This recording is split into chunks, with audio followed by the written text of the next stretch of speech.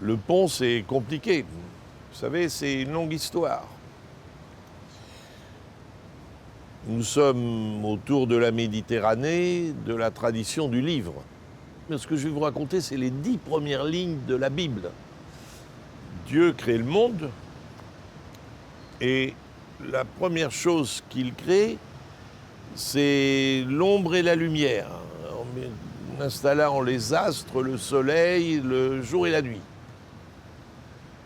Et c'est le 3e jour qui s'occupe de la flotte. Les eaux d'en haut, les eaux d'en bas, les mers et les rivières. Donc tout ça, c'est une création divine. Et va très vite se poser pour les fils du livre, peut-on relier ce que Dieu a séparé? Et donc le franchissement d'un fleuve est quelque chose d'un peu démoniaque. Le pont du diable. En France, l'un des plus connus se situe dans l'Hérault, mais ils sont nombreux à avoir été baptisés ainsi dans toute l'Europe. Les ponts impossibles, improbables, ont souvent été assimilés à l'œuvre du malin. Selon certaines légendes, en échange de son travail, le diable exigeait la première âme qui traversait le pont. Ce dernier était généralement construit en une seule nuit, mais le diable finissait souvent trompé par les hommes. Ces croyances se retrouvent partout dans le monde.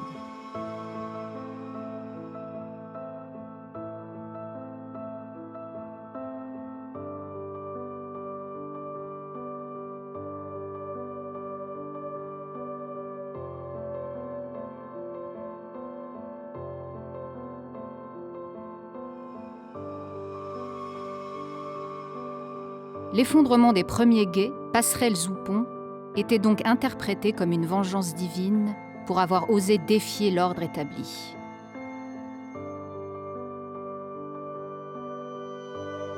Les premiers franchissements, c'est de passer un ruisseau, une rivière. Et le premier franchissement, on prend un tronc d'arbre, on le place et on passe sur un tronc d'arbre.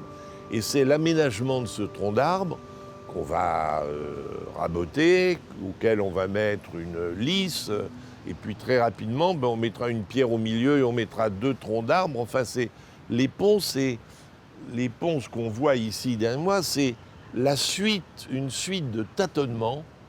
Les ponts que vous voyez là, celui-là date, le pont Neuf, qui est l'un des plus vieux ponts de Paris, avec le pont Marie, il date du XVIIe siècle. Avant, les ponts étaient en bois.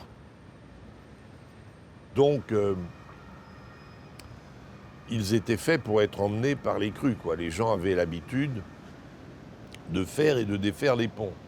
Le pont des Invalides, il avait été fait, c'était un pont en pierre, il avait été fait pour l'exposition universelle de 1855. Eh bien, ce pont, 1855, c'est pas la nuit des temps. C'est 150 ans, enfin un peu plus de 150 ans. Il a été refait 12 fois. Vous voyez, donc je dis ça pour montrer l'aspect très aléatoire des choses. Aujourd'hui, on connaît à peu près la logique des ponts.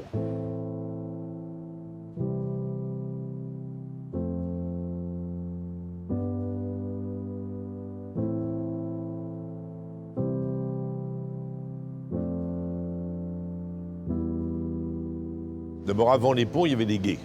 Le premier gué, c'est-à-dire la première façon de passer d'un côté de la rive droite à la rive gauche, c'est bien entendu autour de Lutèce, enfin de l'île de la Cité.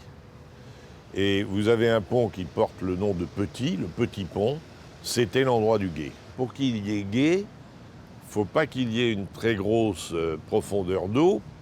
Il faut que le matériau laisse glisser l'eau. Il faut pouvoir gérer l'eau qui coule et l'espace à franchir. Donc, on cherche des endroits étroits.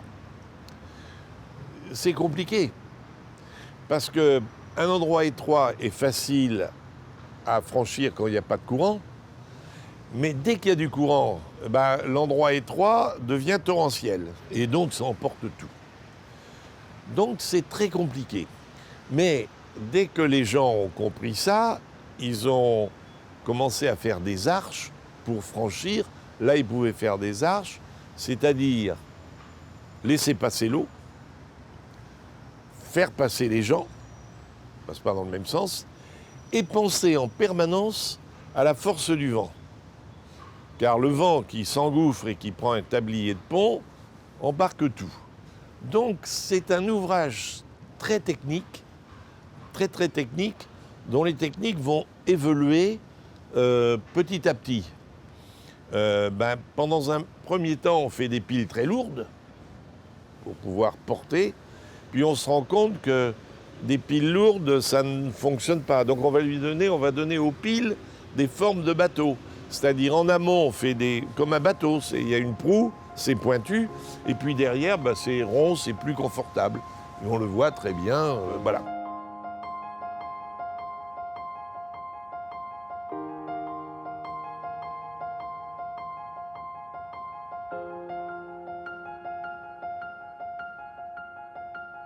Le fleuve donc nourrit, nettoie, transporte. Et donc, les ponts doivent permettre le transport. Aujourd'hui, les ponts doivent permettre les péniches de pouvoir passer.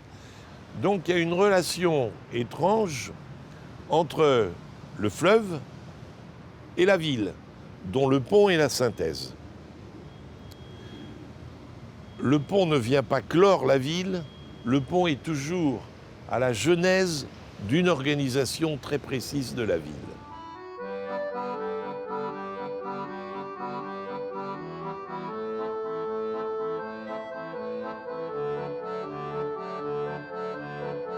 Paris a très vite été divisé en deux. La rive gauche et la rive droite. Et au centre, la cathédrale. Ça, c'est l'organisation médiévale. C'est une organisation très originale parce que très bien décrite dans Victor Hugo, très bien décrite dans des tas de choses, mais vous avez la rive droite qui était la rive des marchands, la ville, et la rive gauche qui était le quartier universitaire, la ville des clercs, la ville, le quartier latin, parce que c'était là où était la ville romaine. La ville romaine était là tout bêtement parce que c'était au plus près de Rome. Donc ils avaient plutôt colonisé la rive gauche. C'est assez étrange parce que la Seine partage très bien ce qui est le domaine des pouvoirs avec l'Église au milieu. La première université est autour de Notre-Dame. C'est l'Église, le chapitre. Il y a une controverse très dure à un moment entre deux pères de l'Église. L'un qui est Saint Bernard, qui dit que toutes les abbayes doivent être la pureté même, pas d'image, rien du tout. Et l'autre qui est Abélard, qui dit au contraire, il faut raconter sur les façades de nos églises des livres de pierre. Et c'est quelque chose qui est très important. Et ils vont s'engueuler. L'un est pour le dogme, l'autre est pour l'enseignement des peuples. Les gens sont illettrés. Donc il faut qu'ils lisent par l'image, par la sculpture, des choses. Et donc il va y avoir éclatement. Et Abélard, qui finira par être excommunié au concile de Sens, mais Abélard quitte le chapitre, traverse la Seine et va s'installer autour de Saint-Étienne-du-Mont et crée le quartier latin. Il crée la première université, entre guillemets, laïque, c'est-à-dire université pour tous, pour la connaissance. Et ça, vous voyez, c'est quelque chose d'important dans la genèse de la ville. Tous les premiers ponts vont tourner autour de cette île, pour passer autour de l'île de la Cité. C'est quand Paris va croître que brutalement, les ponts vont être générateurs d'une organisation qui va plus loin que la simple tête de pont. La ville moderne, l'extension de la ville, c'est le XVIIIe siècle. C'est une certaine rationalité, d'abord le montage d'une économie urbaine. Les villes ne sont plus limitées à la cathédrale, mais on commence à faire ce que j'appelle des cathédrales laïques, des théâtres. Elles deviennent des lieux de culture qui amènent un certain nombre de populations à s'agglomérer. Et donc le très bel exemple, c'est le pont de la Concorde. Le pont de la Concorde, qui était prévu pour être le pont Louis XV, avec une place prévue pour Louis XV, et qui devait porter la statue équestre de Louis XV, puis de Louis XVI. Patatam, ça tombe pendant la Révolution. Donc le pont n'est pas construit, mais il avait la particularité d'organiser une grande place qui est la place de la Concorde, avec une perspective, toute petite perspective, à l'époque qui est la rue Royale, et dans le fond, une église dédiée à Sainte-Geneviève. Voilà. La place de la Concorde sera construite pour partie. Les hôtels Crillon et l'hôtel de la Marine, qui vient d'être valorisé, sont construits comme tels par Gabriel. Elle est là, mais c'est là où on guillotine, c'est là où sont les grands rassemblements populaires, c'est là où le peuple se retrouve pour toutes les manifestations. Donc ce pont va avoir beaucoup de vicissitudes. Il est décidé qu'il sera construit, il faut trouver des pierres, avec les pierres de la Bastille. C'est une carrière formidable. La Bastille est en train de se démanteler. On peut donc amener par bateau les pierres, on les met sur la Seine, elles arrivent là. Et donc tout l'intérieur, le pont a été élargi, mais tout l'intérieur du pont sont faites avec les pierres de la Bastille. Et les conventionnels sont très précis en disant c'est comme ça, le peuple aura l'impression, la symbolique, voyez, de marcher sur ce qui représentait la répression. Inauguré sous le nom de pont Louis XVI, il est baptisé pont de la Révolution entre 1792 et 1795. Il prendra finalement son nom actuel de pont de la Concorde en 1830. Napoléon Ier commande 8 puis 12 statues de ses généraux morts sur le champ de bataille pour orner le pont. 4 seulement sont achevées avant le départ de l'empereur pour Sainte-Hélène. À la Restauration, Louis XVIII fait sienne l'idée d'ornementation du pont. Les sujets sont alors choisis parmi les grands serviteurs de la monarchie. 4 grands ministres, dont Colbert et Richelieu, 4 militaires, dont le chevalier Bayard, et 4 marins, dont Suffren et Tourville. Mais en raison de la surcharge de poids, les statues furent enlevées et transportées pour un temps dans la cour d'honneur du château de Versailles. Après 1914, elles furent dispersées dans d'autres lieux. Et depuis, rien n'a été fait. On voit bien ces colonnes doriques qui sortent de l'eau, il n'y a rien du tout au-dessus. Mais c'était une organisation urbaine liée à l'église de la Madeleine, à la place de la Concorde, jusqu'à la colonnade qui a été composée comme telle du Palais Bourbon. Tous les ponts qui viendront après seront des grandes compositions liées à des tas d'aménagements, soit qui existaient, comme ici, où c'était un marais, et où le marais a été asséché, soit le grand constructeur de ponts a été Haussmann, et c'était à chaque fois de grandes perspectives. C'est-à-dire, le pont Saint-Michel et le pont du Châtelet sont dans l'axe parfait depuis l'observatoire, en gros, jusqu'à la gare de l'Est. Voilà.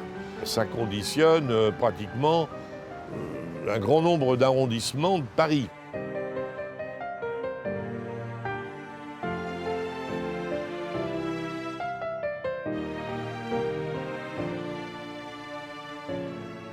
Dès qu'on s'éloigne des villes, les fleuves s'élargissent pour des milliers de raisons, géographiques, organisation des quais.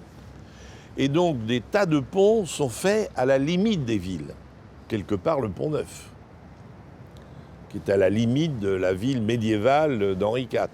Il y a un très bel exemple qui est Napoléon. Quand Napoléon arrive, il veut limiter Paris et il va créer 2 ponts, le pont d'Austerlitz et le pont d'Iéna. Le pont d'Iéna, il y a l'école militaire, c'est un endroit militaire. Le pont d'Austerlitz, c'est un endroit plus marchand. C'est là où arrivent les marchandises pour Paris. Donc il crée un pont, il mettra d'abord 2 têtes de pont. Il y a le jardin des plantes, mais il mettra le nom de Valubert et de Maillas, qui sont les 2 officiers, un colonel et un général, tués à Austerlitz. Vous voyez, c'est symbolique, voilà. Quand arrive la Restauration, tout de suite, on veut supprimer ces noms, et on appellera le pont d'Austerlitz le pont des Jardins du Roi. Ça ne durera que quelques années, ça reprendra le côté Austerlitz. Et c'est très drôle d'ailleurs, parce que si vous regardez les armes du pont d'Austerlitz qui ont été faites par la République après, eh bien, on voit les armes de la République avec des faisceaux de licteurs, tout, mais derrière, on voit l'aigle qui est un peu écrasé. C'est-à-dire que tout le débat moderne qu'on a Napoléon, qu'est-ce que ça fiche là-dedans, ce tortionnaire, enfin bon, il y a une vision, voilà, c'est comme ça, mais même la République, à ce moment-là, ils écrasent l'aigle, mais il est là, l'aigle. Enfin voilà, tout est dans le symbole. Ce qui est intéressant dans ce que je viens de dire, c'est que nombre de ponts qui sont faits en banlieue sont faits sur des modèles autoroutiers et que ce ne sont pas des ponts qui relient une ville à l'autre, ce ne sont pas des ponts qui suscitent la promenade, ce sont des ponts qui permettent à la circulation de s'évacuer. Et ça, c'est dramatique. C'est tout le problème de la banlieue parisienne, où il y a beaucoup moins de ponts, bien évidemment. Là, on a un tas, vous voyez, les ponts, on les a à portée de main. Mais ça, c'est un réel problème. La relation de la ville et des ponts, c'est des choses qui ne sont plus anticipées. Le pont devient un objet, non pas d'échange, mais fonctionnel. Et là, on a une perte de savoir terrible, terrible.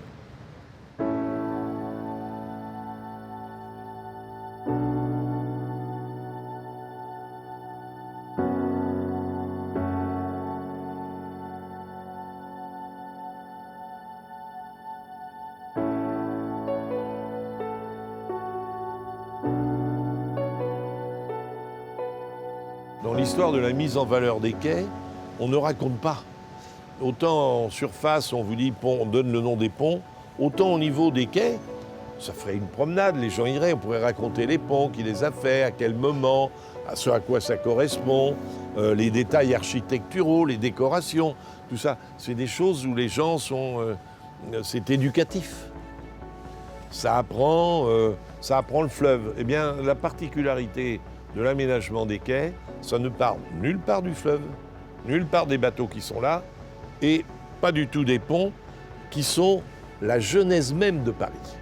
Et là, c'est rien du tout de faire des panneaux qui racontent et qui agrémenteraient, qui amèneraient d'autres types de promeneurs, d'autres types de touristes, et pourquoi pas, en continuant la Seine, de pouvoir passer en banlieue, parce que chaque pont de banlieue a aussi une histoire. Voilà. Non, mais je dis ça parce que il y a la vision perspective de la ville perpendiculaire au fleuve, le chemin du fleuve, et la ville longiligne qui suit le fleuve, le halage, qui est parallèle au fleuve. Et cette rencontre se fait toujours sous les ponts, et c'est jamais un hasard.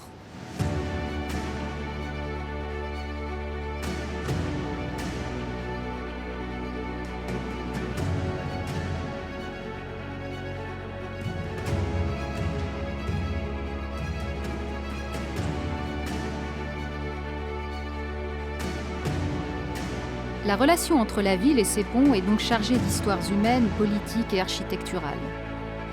Depuis plus de 2000 ans que Paris a été fondé, la Seine est traversée d'amont en aval grâce aux bâtisseurs de ponts.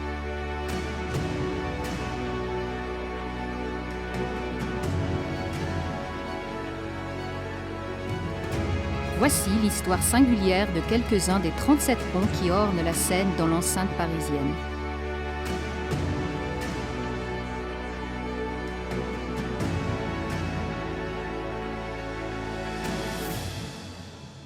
Le Pont-Marie est lié à une île qui s'appelait l'île Notre-Dame et qui est rattachée au quartier latin. Il participait de l'urbanisation de cette île. La Seine est une suite à fleuve avec des îles en amont et en aval, mais l'île Saint-Louis, c'est la réunion elle-même de 3 îles. C'était une zone d'élevage et on a décidé d'en faire un quartier mondain, d'hôtels particuliers tout de suite, avec des hôtels particuliers au sud et des hôtels particuliers côté nord. Et le Pont-Marie était côté sud, c'était l'exutoire, l'arrivée, l'entrée dans ce quartier. Il a été habité jusqu'à la Révolution. À la Révolution, on a enlevé les habitations qui étaient dessus, et il est devenu le pont qu'on connaît, avec ce qui est très très spectaculaire, c'est le calpinage, c'est-à-dire l'organisation des pierres qui portent le plateau, enfin le support, et ce qui entoure les niches, enfin tout. C'est le plus beau. D'ailleurs, c'est le premier qui est repéré comme monument historique. En 1887, le Pont-Neuf le sera 3 ans après. Voilà, pour repositionner les choses. Donc le plus vieux pont, c'est le Pont-Marie, qui ne porte pas le nom de la mère du Christ, mais le nom de l'ingénieur qui l'a fait, qui s'appelait Monsieur Marie. Voilà. Le premier pont sans habitation, à partir duquel on pouvait voir le fleuve, c'est le Pont-Neuf, avec d'ailleurs, sur chacune de ces piles, ces balcons et ces bancs qui permettent justement une contemplation du fleuve.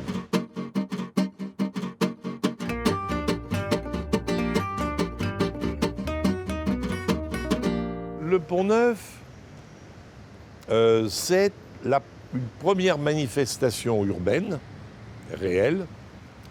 Donc c'est avant Henri IV, c'est Henri III. Il décide de faire le Pont-Neuf et la place Dauphine. Et bien sûr, la jonction avec le cimetière des Innocents, qui était rive droite, et une organisation vers le quartier latin, rive gauche, avec la rue Dauphine. Et c'est voulu comme tel. Mais la grande opération, c'est la place Dauphine, et surtout, c'était dans la perspective du Palais Royal qui était déjà au Louvre, et donc c'était ce que voyait le roi quand il regardait le fleuve et l'amont du fleuve, depuis son balcon. Et bien sûr, on envisage à la tête de ça de mettre une statue équestre, c'est la première place royale, une statue équestre du roi. Le problème, c'est quel roi sera installé au milieu du pont. Car il y a 2 ponts neufs, il y a un pont neuf nord et un pont neuf sud, mais au milieu, c'est une énorme pile de ponts. C'est une symbolique très très forte. C'est donc le premier pont sans habitation. Le premier pont qui est vécu pour montrer le fleuve. Celui qui l'inaugurera ne sera pas Henri III, ce sera Henri IV. Avec toutes les guerres de religion, avec tout ce que ça voulait dire. Donc c'est un peu le pont de la réconciliation. C'est significatif d'une ville moderne, de la modernité que voulait Henri IV sur sa ville, la place des Vosges, c'est-à-dire tout un quartier qui était un quartier un peu de marais, un quartier donc qu'on embellit, qu'on aménage, et il y a ces balcons, et il y a cette frise, je ne sais plus combien il y en a, on dit des courtisans, des gens de la cour. Aucun n'est pareil, c'est pas une répétition, c'est des visages complètement différents. Et moi, je m'amusais à un moment, regarder 3 ou 4, il y en a 3 ou 4 qui ont des gueules un peu modernes, et on dit, regardez, c'est, je sais pas quoi, un type qu'on déteste, je ne vais pas être trop politique, donc je ne vais pas dire, mais on dit, tiens, il y a, mais puis les gens disent, oui, il ressemble. Bon, voilà, on dit que le sculpteur, c'est plus à marteler et à sculpter des gens qu'il détestait, parce que c'est quand même des figures un peu grimaçantes, c'est fait pour faire peur. Voilà. Le problème, c'est Henri IV regarde-t-il le fleuve ou regarde-t-il la ville? La décision a été de le faire regarder la ville. C'est une longue histoire, cette statue, parce que c'est un cadeau qui avait été fait par les Médicis, les Italiens. Ils avaient fait cadeau d'un cheval. Puis ils l'avaient envoyé en bateau, parce qu'on ne peut pas prendre un chariot, parce qu'il s'embourbe, pour mettre la statue de Louis XIV, place Bellecour. Louis XIV offre à la ville de Lyon sa statue, ce qui est très sympathique. Sauf qu'une statue en fonte, elle n'est pas coulée à Lyon, elle est coulée à Paris. Donc on la monte sur un bateau, ils descendent la Seine, font tout l'océan, ils passent par le canal du Midi, font la Méditerranée, ils remontent le Rhône et ils arrivent place Bellecour. Et bon, alors là, le cheval de Médicis, il a coulé, je ne sais plus où, ils l'ont sorti, tout, bon. Et ils finissent par mettre Henri IV. Bien évidemment, là, il sera fondu, ça c'est bon. Et la restauration, on remettra en place la statue d'Henri IV, et on dit que le sculpteur, et le fondeur surtout, était bonapartiste, et a mis dans le bras d'Henri IV une statue de Bonaparte. Voilà. C'est un pont où on peut s'asseoir. Les ponts où on pourra s'asseoir, ce sont les passerelles, mais aucun pont n'est prévu avec des sièges. C'est le seul où on peut s'asseoir et les gens s'assoient, les photographes prennent des photos.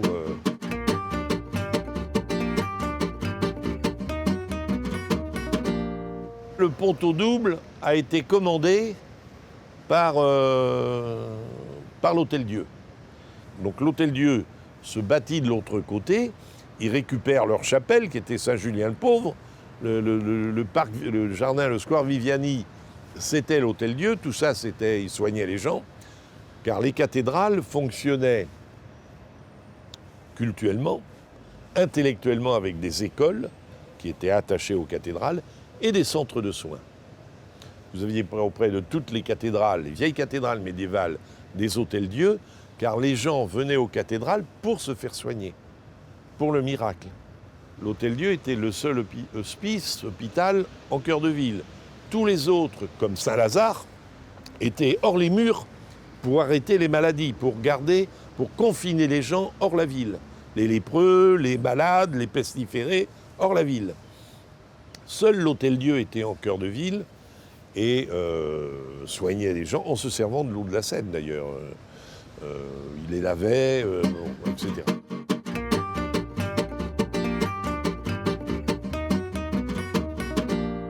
Alors le pont Alexandre III, il est fait pour marquer, c'est le seul pont qui possède le nom d'un souverain étranger.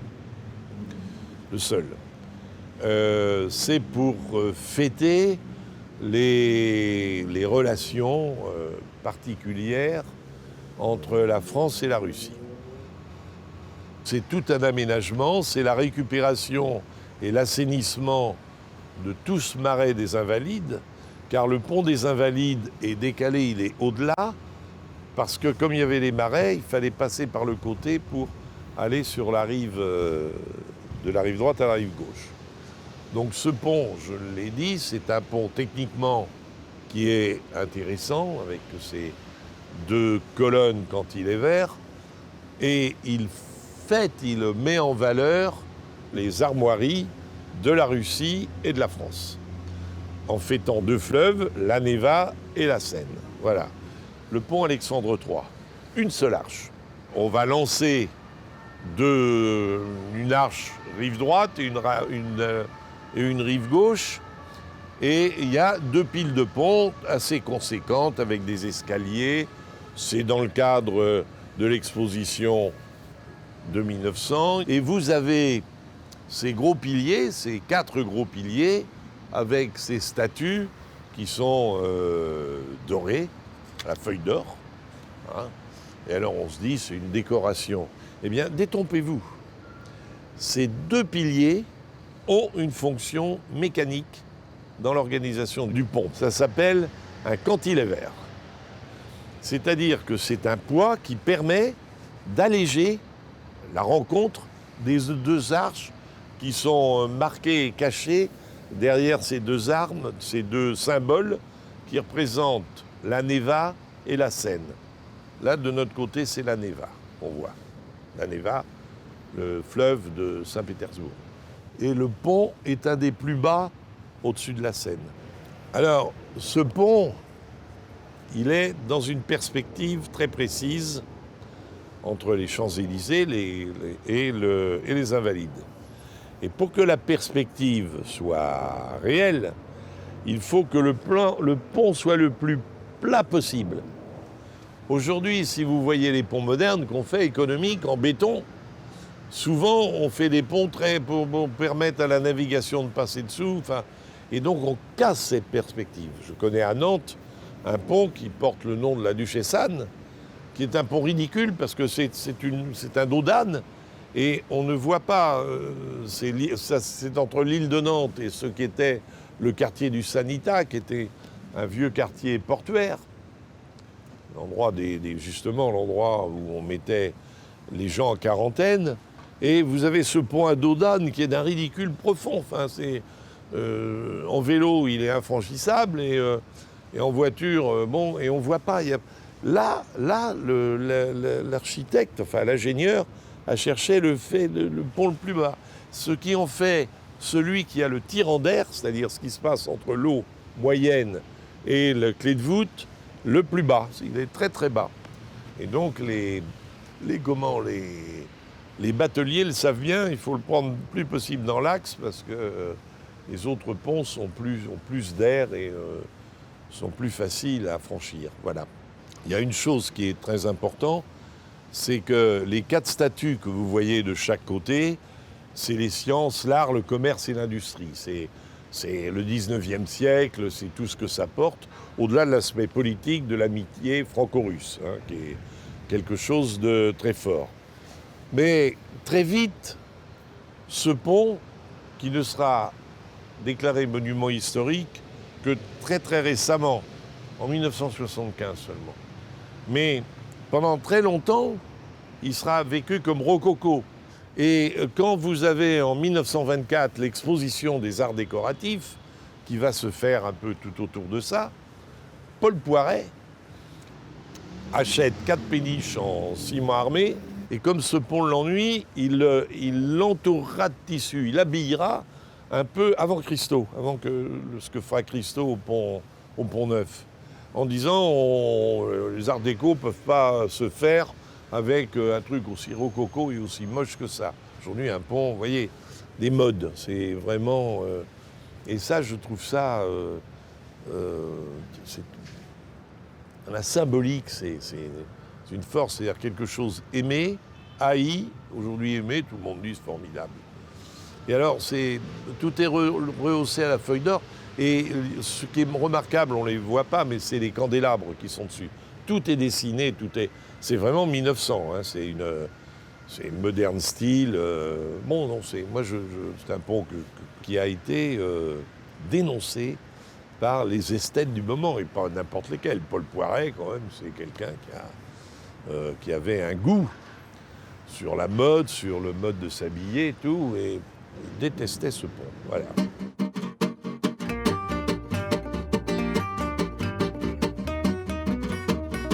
Alors, le pont des Invalides, moi je l'aime bien parce que c'est un pont qui est comme la boussole, il est nord-sud. Comme il s'appelle le pont des Invalides, et que les Invalides, c'était l'hôpital militaire, ce pont, tout naturellement, a dessus des armes il y a toutes sortes d'armes, toutes sortes de choses qui l'agrémentent, quoi. Il avait été construit pour l'exposition de 1855, c'est-à-dire la première exposition universelle. Il n'a pas été fini à temps. C'est jamais fini à temps, les ponts. Il a eu beaucoup de vicissitudes. J'ai dit qu'il avait été reconstruit 12 fois, et beaucoup. Ce sera un des grands ponts qui sera l'accès avec le pont de la Concorde, l'accès à l'exposition la plus visitée au monde, jusqu'à l'exposition universelle de Shanghai, qui est l'exposition universelle de 1900.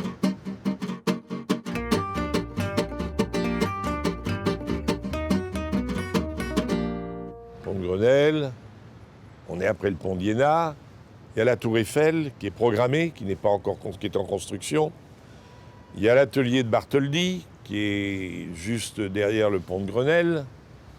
Et il y a, on a l'idée, il y a une plaine qui s'appelle Grenelle, on a l'idée de créer une commune, et se crée une commune, Grenelle. Et entre Bartholdi, sculpteur, et Eiffel, qui sait faire des trucs en hauteur, Bartholdi a l'idée, il fait une souscription pour que les pays démocratiques offrent à la ville de New York la Statue de la Liberté, qui va donc se trimballer d'ici à New York.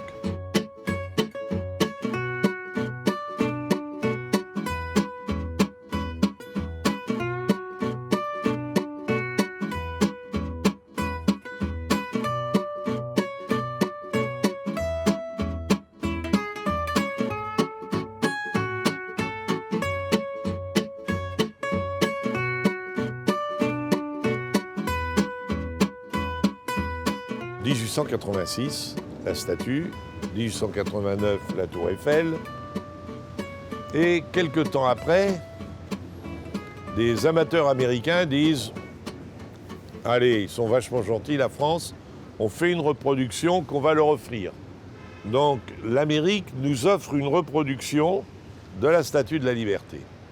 Et ça continue, à un moment du centenaire, les Américains font faire en grandeur réelle la flamme et on le met au bout du pont de... Voilà, elle est là.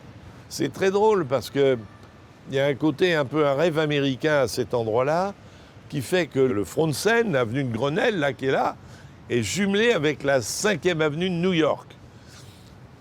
Vous pensez jalousie des Champs-Élysées, et nous, ils se sont fait choper. Mais c'est lié à l'histoire, c'est lié à la Seine, c'est lié à plein de choses.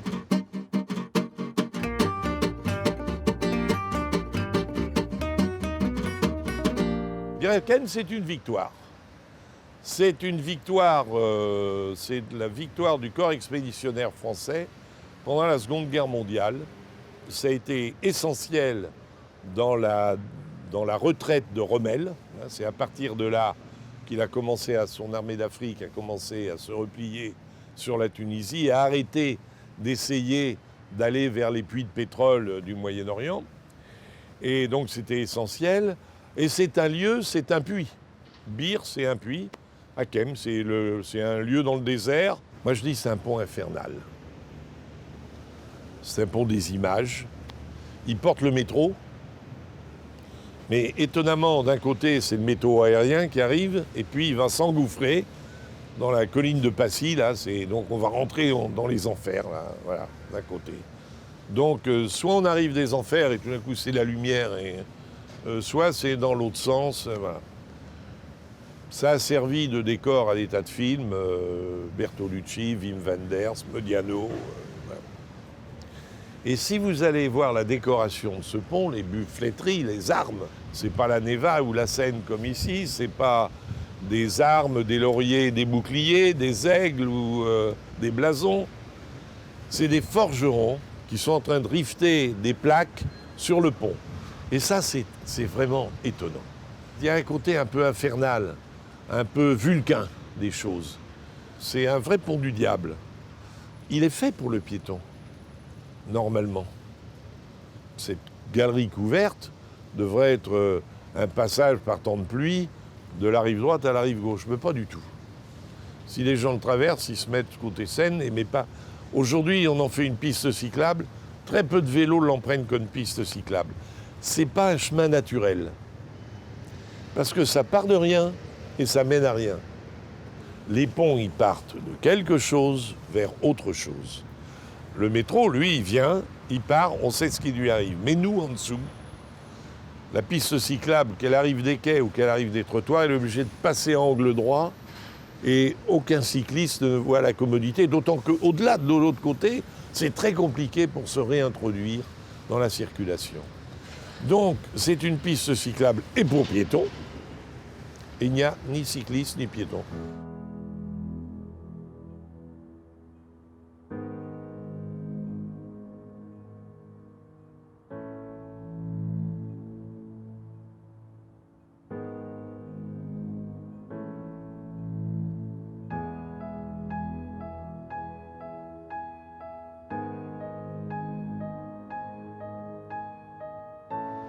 On a beaucoup parlé d'histoire, mais je voulais parler de projet. Par rapport au pont de Paris, Paris est à une densité de ponts absolument incroyable. On peut aller facilement à pied d'un pont à l'autre. La largeur de la Seine, au maximum, c'est 100 mètres. Donc on peut traverser la Seine facilement. Donc on a une succession de chambres. Ça donne une certaine intimité. Dès qu'on s'éloigne du centre de Paris, les ponts deviennent à plus grande distance. Si on va vers Laval, la Seine fait son premier grand méandre. Et là, pour des raisons de trajet, de passer d'est en ouest, il y a un certain nombre de ponts qui sont en continuité et qui sont les chemins qui menaient à la Malmaison pour Napoléon, qui menaient à Saint-Germain pour Henri IV, qui menaient, etc. Il y a une certaine densité. Mais seulement dans cette première boucle. Après, les ponts sont très distants. Très, très distants. Et si on part en amont, dans le Val-de-Marne, les ponts sont très distants. Quand je me suis intéressé à Banlieue 89, j'ai essayé de vendre le fait pour des communes de créer des ponts entre elles, ce qui leur permettrait de faire l'économie d'une salle des fêtes, d'un théâtre, d'une piscine, où ils pourraient se débrouiller pour faire une intercommunalité. C'est pas du tout comme ça que ça fonctionne. Et le Val-de-Marne, nulle part, on a donné des idées, nulle part, les ponts sont devenus urbains. J'ai même connu, j'en parle, le pont à l'Anglais, où il y avait une auberge. Au pied de la pile du pont, il y avait une auberge. Formidable, Elle a été démantelée, c'est devenu un pont autoroutier. Voilà, c'est fini, il n'y a plus de guinguettes, recréer l'esprit des guinguettes, c'est un vrai boulot, c'est un vrai boulot. Sur la Marne, ça marche, mais pas sur la Seine.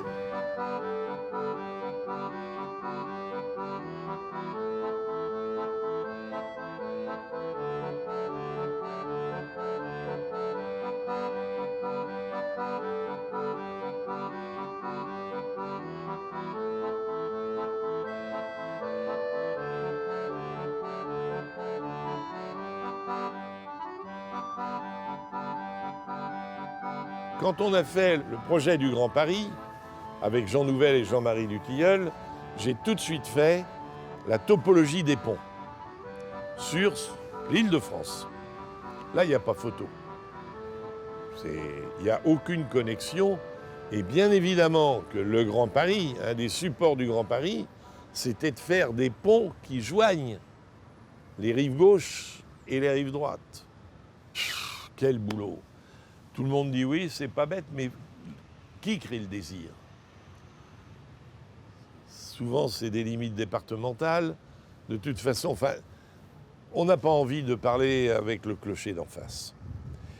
Et c'est comme ça. Et c'est dramatique, parce que c'est réellement... Un pont, c'est un coût, mais c'est pas... Mais ça peut créer des dynamiques économiques. Rendez-vous compte que le Grand Paris Express va être entièrement en sous-sol, ce qui va être fait. Et qu'on aurait pu faire de sérieuses économies en le mettant sur des lignes SNCF qui passent là déjà, et de le faire passer de temps en temps au-dessus de la Seine pour révéler un territoire qu'on ne verra jamais. Vous rentrerez à 40 mètres sous terre, là c'est vraiment l'enfer là. Si vous voulez avoir une idée de ce que seront les stations de ce métro express, je vous invite à aller Place des Fêtes et prendre le métro Place des Fêtes. Vous avez... la descente aux enfers sera le double. Ce sera le double. Alors avec, bien sûr, des ascenseurs. Mais des ascenseurs, c'est pas à l'échelle... Vous ne mettez pas 100 personnes à la Tour Eiffel. On peut mettre beaucoup de monde dans les ascenseurs, mais pas dans le métro souterrain. Le Grand Paris ne sera donc pas relayé par de nouveaux ponts, où les flâneurs du monde entier auraient pu laisser vagabonder leurs âmes rêveuses et funambules. car les ponts inspirent les artistes de tous bords. Qu'il s'agisse de littérature, de poésie, de peinture ou de cinéma, les créateurs de sons et d'images se sont de tout temps nourris de ces traits d'union enjambant la Seine. Le pont de Bir Hakeim, du fait de sa proximité avec la Tour Eiffel et de son métro aérien, est un rendez-vous privilégié des romantiques, des amoureux et des jeunes mariés. Son cadre illustre lui confère une aura particulière au sein des ponts parisiens. Il fait partie des ponts mystérieux, dont même les ornementations sont source d'intrigue. Il y a une statue d'ailleurs qui est assez étonnante, elle est effrayante. On dit que c'est une statue de Jeanne d'Arc. C'est une statue qui dit « La France victorieuse ». J'aime mieux vous dire que vous regardez la tête du cheval, on a l'impression que le mort lui arrache la gueule, quoi. Et la statue n'a pas un visage angélique, hein. C'est une victoire méchante. C'est une statue qui est très peu connue, hein. On ne s'en sert pas comme frontispice de livres ou de romans sur Paris, hein. Mais c'est la littérature, les images tournent autour des ponts. Et c'est par les ponts qu'on découvre la Seine, si on parle de la Seine.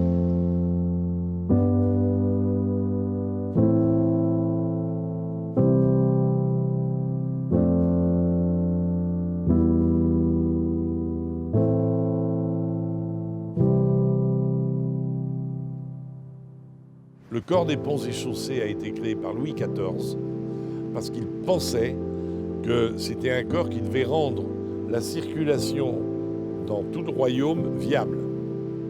C'est-à-dire qu'il n'y avait plus de routes inondées, donc ils ont inventé les fossés pour assainir les routes. Voilà, c'était ça leur mission, la continuité territoriale.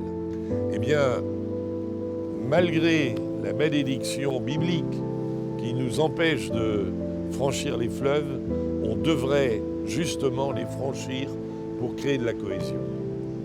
Et ça, c'est un signe d'inclusion, le côté inclusif des ponts, le côté d'échange, le côté rencontre. Je connais un pont, c'est dans la banlieue, ça se passe dans la banlieue de Blois. Il y avait une commune qui s'appelait Vineuil, qui est sur la rive gauche de la Loire. Et Blois est sur la rive droite. Et il y avait un pont de chemin de fer. Voilà. Et avant-guerre, les gars de Vineuil, ils prenaient le pont de chemin de fer pour aller dans les balles sur la rive gauche, la rive droite, et les gars de Blois venaient sur la rive gauche. Et il y avait un échange. Et il y a des couples qui se sont créés entre des gens d'échange, juste mariés. Il y a un gars de la rive gauche et de la rive droite. Et puis pendant la guerre, les Anglais ont bombardé ce pont et il n'en reste que la moitié. Bon. Et il n'y a eu plus de pont, et ben, il n'y a plus de mariage entre les gens de la rive gauche et de la rive droite. Et je me souviens, il m'avait demandé de venir inaugurer ça pour le bicentenaire de la Révolution. Ils avaient eu l'idée d'une association de mettre des parasols bleus, blancs et rouges sur tout le reste de cette espèce de pont d'Avignon sur lequel les gens ne vont plus danser.